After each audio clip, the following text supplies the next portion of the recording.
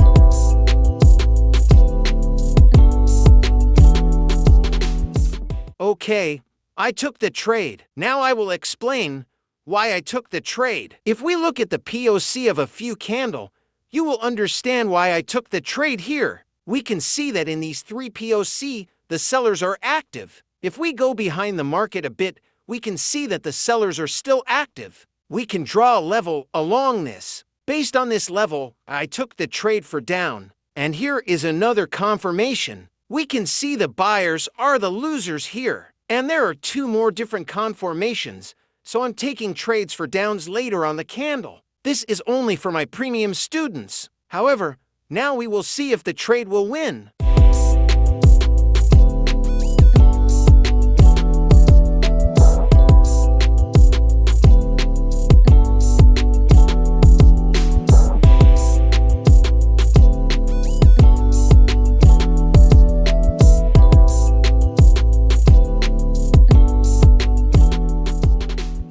We won the trade. If you want to learn Deltariver, you can knock me. Thank you.